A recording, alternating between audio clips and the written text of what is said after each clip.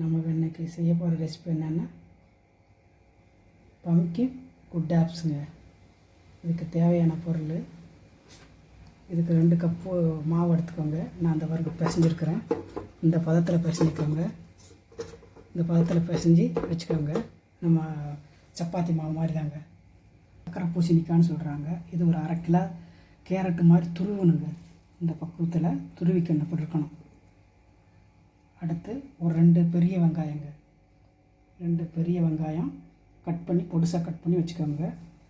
அதுக்கு தேவையான அடுத்து இதுங்க கருவேப்பிலை, மிளகு, வரமிளகா, சில்லி செய்யலாங்க. எப்படி செய்யலாம்னு பார்க்கலாங்க. எண்ணெய் ஊற்றிக்கிட்டு வணக்கலாம். எண்ணெய் சூடாகிடுச்சுங்க. வெங்காயம்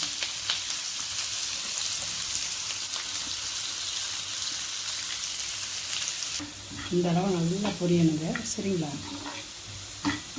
ஸ்டவ் ஆஃப் பண்ணிவிட்டு அடுத்தது பார்க்கலாம். உப்பு போட்டுக்கலாங்க. எடுத்து வச்சுருக்குறோங்க. அது கொஞ்சம் இவ்வளோ போட்டுக்கலாம். அடுத்து கருவேப்பிலை பொடி,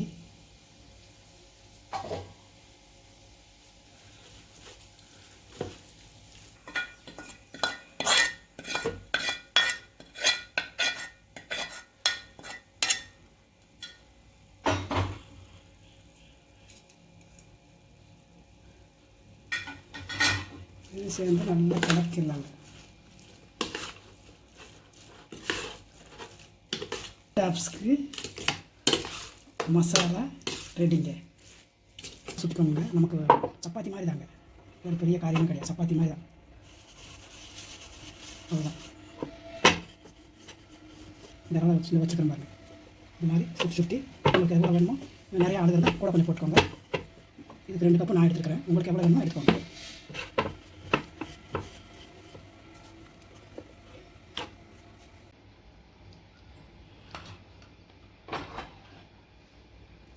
இதை வச்சு நல்லா ரவுண்டாக நல்லா போட்டு விட்டுக்கோங்க.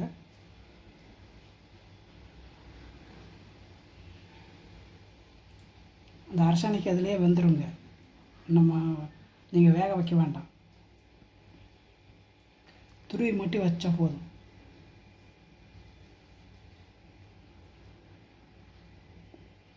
அடுத்து மேலே ஒன்று இந்த பாருங்கள், இப்படி வச்சுருக்கிறேன். செஞ்சு வச்சுருக்கிறேன்.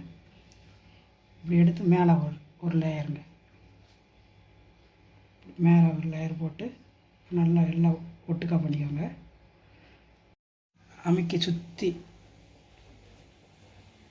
நல்லா பார்த்துக்கோங்க. இப்படி சுற்றி இப்படி பண்ணிவிட்டு ஒரு கத்தி எடுத்துக்கோங்க.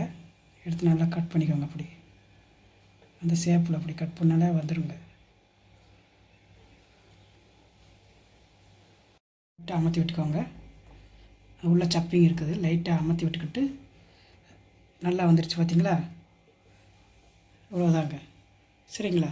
இப்படி சட்டியில் போட்டு எடுத்துக்கிடுவோங்க.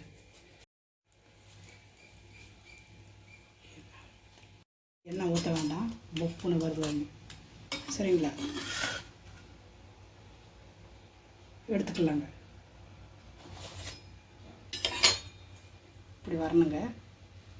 தடவிக்கணுங்க. நெய் இருந்தால் நல்லா இருக்குங்க, டேஸ்ட்டாக இருக்கும். ஆனால் எண்ணெய் ஊற்றாம தாங்க இது சுடணும். மாவில் எண்ணெய் ஊற்றி பிசைஞ்சோம். அடுத்து அந்த சட்னியில் கொஞ்சம் எண்ணெய் ஊற்றிருக்கிறோம், அது தாளித்து ஊற்றிருக்கிறோம். அதனால் நம்ம எண்ணெய் ஊற்றாம தான் சுடணுங்க. சுட்டு எடுத்து வச்சுக்கிட்டு மேலே கொஞ்சம் இந்த மாதிரி ஒரு கோட்டிங் நெய் போட்டிங்கன்னா டேஸ்ட்டாக இருக்குங்க.